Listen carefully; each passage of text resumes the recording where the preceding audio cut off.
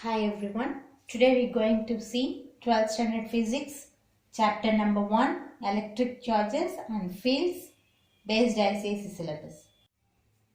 First நம்ம இந்த லெசனோட introduction பத்தி பார்ப்போம்.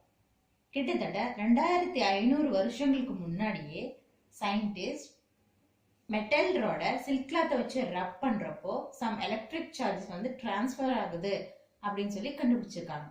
ஸோ மெட்டல் ராட ரப் பண்றப்போ எலக்ட்ரிக் சார்ஜஸ் டிரான்ஸ்ஃபர் ஆயிட்டு அது சம் லைட்டர் பார்ட்டிகளை அட்ராக்ட் பண்ணுது அப்படின்னு கண்டுபிடிச்சிருக்காங்க. ஸோ சார்ஜஸ்னா நம்மளுக்கே தெரியும், that is plus and minus. So பிளஸ்னா புரோட்டான்ஸ், மைனஸ்னா எலக்ட்ரான்ஸ். ஸோ எலக்ட்ரிக்னா நம்மளுக்கே தெரியும், that is electricity.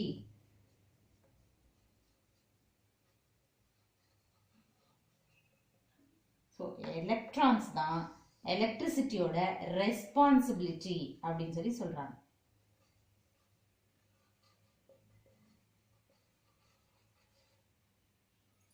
Electrons is responsible for the electricity. So பேசிக்கா இந்த லெசன்ல 4 பாயிண்ட்ஸை பேஸ் பண்ணி தான் இந்த லெசன் ஃபுல்லாவே நம்மளுக்கு பார்க்க போறோம். ஸோ நெக்ஸ்ட்லயும் இதோட கண்டினியூஷனா தான் இருக்கும் உங்களுக்கு.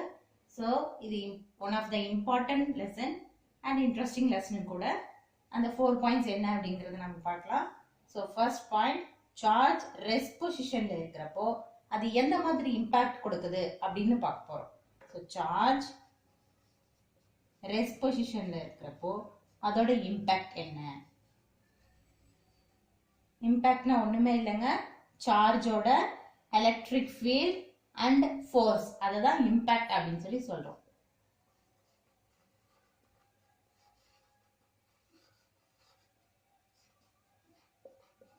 ஸோ இம்பேக்ட்னா எந்த சார்ஜோ, that is plus charge or minus charge, அதோட எலக்ட்ரிக் ஃபீல்ட் எப்படி இருக்கும், ஃபோர்ஸ் எப்படி இருக்கும், அதை பத்தி சொல்றது தான் இம்பேக்ட். ஸோ சார்ஜ் ரெஸ்ட் பொசிஷன்ல இருக்கிறப்போ அது கொடுக்குற ஃபோர்ஸை வந்து நம்ம எலக்ட்ரோஸ்டாட்டிக் ஃபோர்ஸ் அப்படின்னு சொல்லி சொல்றோம். சார்ஜ் ரெஸ்ட் பொசிஷன்ல இருக்கிறப்போ அதோட ஃபோர்ஸ் வந்து electrostatic force. So second point, charge move ஆகுறப்போ அது எந்த மாதிரி இருக்கு? ஸோ சார்ஜ் மூவ் ஆகுறது நம்மளுக்கு ஆல்ரெடி தெரிஞ்சது தான், that is electricity. Charge move பண்றது நம்மளுக்கே தெரியும், எலக்ட்ரிசிட்டி.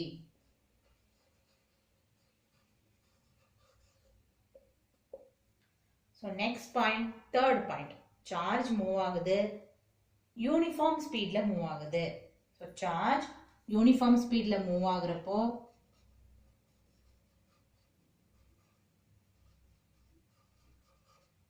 சார்ஜ் யூனிஃபார்ம் ஸ்பீட்ல மூவ் ஆகுறப்போ மேக்னெட்டிக் ஃபீல்ட் அந்த கண்டக்டரை சுத்தி ப்ரொடியூஸ் ஆகும். So magnetic field produced at the surrounding of the conductor. Next point, charge non uniform ஸ்பீட்ல மூவ் ஆகுது. So charge move at non uniform speed.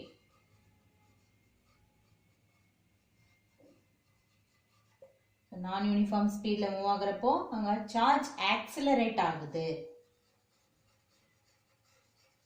So ஆக்சிலரேட்னா உங்களுக்கே தெரியும், that is velocity is keep on changing. keep on changing அப்படின்றது velocity நம்ம என்ன சொல்லுவோம், speed into direction. So direction change ஆகுறதுனால velocity change ஆகும். velocity சேஞ்ச் ஆயிட்டே இருக்கறனால அங்க ஆக்சிலரேஷன் இருக்கும். ஸோ சார்ஜ் நான் யூனிஃபார்ம் ஸ்பீட்ல மூவ் ஆகுறப்போ ஆக்சிலரேட் ஆகும். ஆக்சிலரேட் ஆகிட்டு அங்கே மேக்னெட்டிக் வேவ்ஸ் ப்ரொடியூஸ் ஆகும்.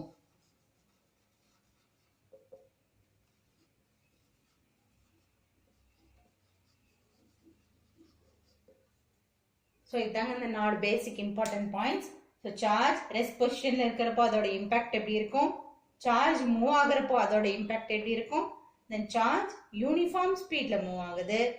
யூனிஃபார்ம் ஸ்பீட்ல மூவ் ஆகுறப்போ கண்டக்டரோட சுத்தி மேக்னெட்டிக் ஃபீல்ட் நம்மளுக்கு ப்ரொடியூஸ் ஆகும். So next, charge non uniform ஸ்பீட்ல மூவ் ஆகுறப்போ ஆக்சிலரேட் ஆகும். ஆக்சிலரேட் ஆச்சு அப்படின்னாவே அங்க velocity is keep on changing, then magnetic waves produced. So இதான் பேசிக் இம்பார்ட்டன்ட் பாயிண்ட். நெக்ஸ்ட் டாபிக் பார்க்கலாங்க. நெக்ஸ்ட் டாபிக் சார்ஜஸ் எப்படி டிரான்ஸ்ஃபர் ஆகுது அப்படின்னு சொல்றது நெக்ஸ்ட் டாபிக். ஸோ சார்ஜஸ் வந்து ஒரு கிளாஸ் ராடை சில்க் கிளாத்தை வச்சு ரப் பண்ணுறப்போ சம் சார்ஜஸ் வந்து டிரான்ஸ்ஃபர் ஆகுது அப்படின்னு கண்டுபிடிச்சிருக்காங்க. ஸோ டிரான்ஸ்ஃபர் வந்து சாதாரணமாகாதுங்க, அதுக்கும் ஏதாவது மெத்தட் இருக்கும் இல்லைங்களா. ஸோ 3 மெத்தட்ஸில் சார்ஜஸ் வந்து டிரான்ஸ்ஃபர் ஆகுது. So first method is friction, second one is conduction and third one is induction. friction அப்படின்றது rubbing. ஒரு பார்ட்டிகலை ரப் பண்றப்போ சார்ஜஸ் டிரான்ஸ்ஃபர் ஆச்சு அப்படின்னா அது friction. conduction touching. ரெண்டு பார்ட்டிகலை டச் பண்றப்போ சார்ஜஸ் வந்து டிரான்ஸ்ஃபர் ஆச்சு அப்படின்னா அது வந்து conduction. induction without touching the charges is transferred one particle to another particle, that is induction. so இந்த 3 மெத்தட்ல தான் சார்ஜஸ் வந்து டிரான்ஸ்ஃபர் ஆகுது. ஸோ ஃபர்ஸ்ட் நம்ம ஃப்ரிக்ஷனை பற்றி டீட்டெயிலாக பார்க்கலாம். ஃப்ரிக்ஷனை நம்மளுக்கே தெரியுங்க, that is charges is transferred one particle to another by rubbing. So தேய்க்கிறதுனால சார்ஜஸ் வந்து டிரான்ஸ்ஃபர் ஆச்சுன்னா தான் ஃப்ரிக்ஷன். ஸோ இது எக்ஸ்பெரிமெண்ட் நிறைய சொல்லியிருக்காங்க. ஃபர்ஸ்ட் கிளாஸ் ராட் எடுத்துக்கிறாங்க, அதை சில்க் கிளாத்தை வச்சு ரப் பண்ணுறாங்க. ஸோ அதை ரப் பண்ணுறப்போ கிளாஸ் ராட்ல இருக்கிற minus charge transfer to the silk cloth. So minus charge வந்து silk cloth க்கு transfer ஆகுறனால glass rod வந்து plus charges change ஆகும், silk cloth minus charges change ஆயிடும். next அதே மாதிரி மறுபடியும் ஒரு glass rod எடுத்துக்காங்க, silk cloth வச்சு rub பண்றாங்க, மறுபடியும் அதே மாதிரி தான் ரிசல்ட் கிடைக்குது. so glass rodல இருந்து minus charge silk cloth க்கு transfer ஆகுது. so அப்ப glass rod plus charges change ஆகும், silk cloth minus charges change ஆகும். ஃபர்ஸ்ட் கிளாஸ் ராட் எடுத்துக்கிறாங்க, அதை சில்க் கிளாத்தை வச்சு ரப் பண்றாங்க.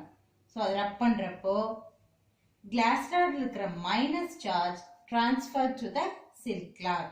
ஸோ மைனஸ் சார்ஜ் வந்து சில்க் கிளாத்துக்கு டிரான்ஸ்ஃபர் ஆகுறதுனால கிளாஸ் ராட் வந்து பிளஸ் சார்ஜஸ் சேஞ்ச் ஆகும், silk cloth minus charges change ஆயிடும். நெக்ஸ்ட் அதே மாதிரி மறுபடியும் ஒரு கிளாஸ் ராட் எடுத்துக்கிறாங்க, சில்க் கிளாத்தை வச்சு ரப் பண்றாங்க, மறுபடியும் அதே மாதிரி தான் ரிசல்ட் கிடைக்குது. ஸோ கிளாஸ் ராட்ல இருந்து மைனஸ் சார்ஜ் சில்க் கிளாத்துக்கு டிரான்ஸ்ஃபர் ஆகுது. ஸோ அப்போ glass rod plus charges change ஆகும், silk cloth minus charges change ஆகும். சார்ஜஸ் டிரான்ஸ்ஃபர் ஆனதுக்கு அப்புறம் அந்த பார்ட்டிகலை என்ன சொல்றாங்க அப்படின்னா charge particle or electrified particle.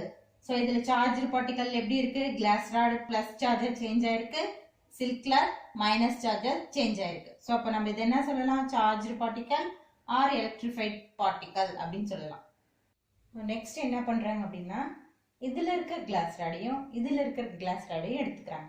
So இந்த ரெண்டு கிளாஸ் ராடும் charge particle, that is plus charge particle, ரெண்டும் பிளஸ் சார்ஜா இருக்கிறதுனால இது ரெண்டுக்கும் இடையில என்ன ஃபோர்ஸஸ் இருக்கும், ரிப்பல்ஷன் ஃபோர்ஸ். லைக் சார்ஜஸ்க்கு நடுவுல ரிப்பல்ஷன் ஃபோர்ஸ் வந்து இருக்கும். நெக்ஸ்ட் பிளாஸ்டிக் ராடை எடுத்துக்கிறாங்க. பிளாஸ்டிக் ராட் அதே மாதிரி சில்க் கிளாத் வச்சு ரப் பண்றப்போ இங்க பிளஸ் சார்ஜ் டிரான்ஸ்ஃபர் ஆகுது. பிளஸ் சார்ஜ் டிரான்ஸ்ஃபர் ஆச்சு அப்படின்னா பிளாஸ்டிக் ராட் வந்து மைனஸ் சார்ஜா சேஞ்ச் ஆகுது. ஸோ பிளாஸ்டிக் ராட் மைனஸ் சார்ஜா சேஞ்ச் ஆகும், சில்க் கிளாத் பிளஸ் சார்ஜா சேஞ்ச் ஆகும். அதே மாதிரி மறுபடியும் எக்ஸ்பிளைன் பண்ணி பார்க்குறாங்க. பிளாஸ்டிக் ராட் எடுத்துக்கிறாங்க, சில்க் கிளாத்தை வச்சு ரப் பண்றாங்க, ஸோ பிளஸ் சார்ஜ் வந்து டிரான்ஸ்ஃபர் ஆகுது, பிளாஸ்டிக் ராட் வந்து மைனஸ் சார்ஜா சேஞ்ச் ஆகுது, சில்க் கிளாத் பிளஸ் சார்ஜா சேஞ்ச் ஆகுது. ஸோ இந்த ரெண்டு பார்ட்டிகலும் என்ன சொல்றாங்க அப்படின்னா charge particle R electrified particle அப்படின்னு சொல்லி சொல்றாங்க. ஸோ பிளாஸ்டிக் ராட் அதே மாதிரி முன்ன எப்படி பண்ணாங்களோ அதே மாதிரி இங்கேயும் பிளாஸ்டிக் ராட் ரெண்டையும் எடுத்துக்காங்க. ஸோ அது என்ன சார்ஜஸ் நம்மளுக்கே தெரியும், that is minus charge. Plastic rod வந்து மைனஸ் சார்ஜ். ஸோ இதுவும் மைனஸ் சார்ஜ், இதுவும் மைனஸ் சார்ஜ். ஸோ ரெண்டும் same charges, that is like charges. Like charges நடுவில் என்ன இருக்கும், ரிப்பல்சிவ் ஃபோர்ஸ். நெக்ஸ்ட் இது முடிச்சிட்டாங்க. இப்போ இங்க இருக்கிற கிளாஸ் ராடையும் இங்க இருக்கிற பிளாஸ்டிக் ராடையும் எடுத்துக்கிறாங்க. So glass rod is plus charge, plastic rod is minus charge. So இது வந்து அன்லைக் சார்ஜஸ். அன்லைக் சார்ஜஸ்குள்ள என்ன இருக்கும், அட்ராக்டிவ் ஃபோர்ஸ். இப்போ அதே மாதிரி இங்க கிளாஸ் ராட் இருக்கு, சில்க் கிளாத் இருக்கு. ஸோ கிளாஸ் ராட் வந்து பிளஸ் சார்ஜ், சில்க் கிளாத் வந்து மைனஸ் சார்ஜ். அப்போ இது ரெண்டும் அன்லைக் சார்ஜஸ். இது ரெண்டுக்கும் இடையில என்ன ஃபோர்ஸஸ் இருக்கணும்? அட்ராக்டிவ் ஃபோர்ஸ் வந்து இருக்கணும். பட் ஆனா இங்க ரிப்பல்ஷன் ஃபோர்ஸ் வந்து இருக்குது. எதனால? பிஃபோர் ரப்பிங், ரப் பண்றதுக்கு முன்னாடி அந்த மெட்டீரியல்ல இருக்கிற plus charge and minus charge ஈக்குவலா இருக்கும். That is net charge is 0. Net charge வந்து அங்க 0வா இருக்கும். பிளஸ் சார்ஜ் எவ்வளவு இருக்கோ, இப்போ 4 இருந்தது அப்படின்னா மைனஸ் சார்ஜும் 4 தாங்க இருக்கணும். That is net charge is 0. அப்ப அங்க சார்ஜஸ் வந்து எப்படி இருக்கும்? நியூட்ரலா இருக்கும். பிளஸ் சார்ஜும் இருக்காது, மைனஸ் சார்ஜும் இருக்காது, நியூட்ரலா இருக்கும். ஸோ பிஃபோர் ரப்பிங் எந்த மெட்டீரியல் எடுத்துக்கிட்டாலும் அதுல இருக்கிற பிளஸ் சார்ஜும் மைனஸ் சார்ஜும் ஈக்குவலா இருக்கும். ஆஃப்டர் ரப்பிங், ரப் பண்ணதுக்கு அப்புறம் இந்த கிளாஸ் கிளாத்தையும் சில்க் கிளாத்தையும் கிட்ட கொண்டு வரும்போது அதோட நெட் சார்ஜ் எப்படி ஆகுது? 0வா ஆயிடுது. அதனாலதான் அந்த அட்ராக்ஷன் இருக்கிறது இல்ல, ரிப்பல்ஷன் இருக்குது. ஓகேங்களா? இவ்வளவுதான் ஃப்ரிக்ஷன். நெக்ஸ்ட் இப்போ கண்டக்ஷன் பத்தி பார்க்கலாம். நெக்ஸ்ட் வந்து நம்ம கண்டக்ஷன் பத்தி பார்க்கலாம். ஸோ ஃபர்ஸ்ட் ஒரு மெட்டீரியல் எடுத்துக்கிறாங்க.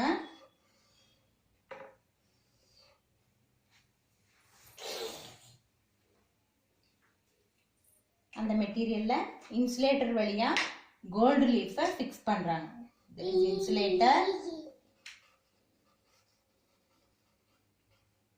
இன்சுலேட்டர் வழியா கோல்டு லீஃபை ஃபிக்ஸ் பண்றாங்க.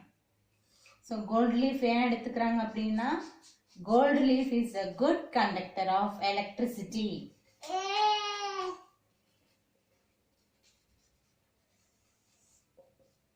So good conductor of electricity, அதனால கோல்டு லீஃப் எடுத்துக்கிறாங்க.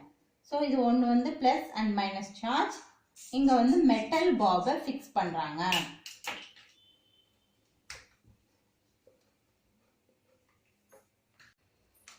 ஸோ இப்போ கிளாஸ் ராடை கொண்டு வந்து மெட்டல் பாப்ல டச் பண்றாங்க.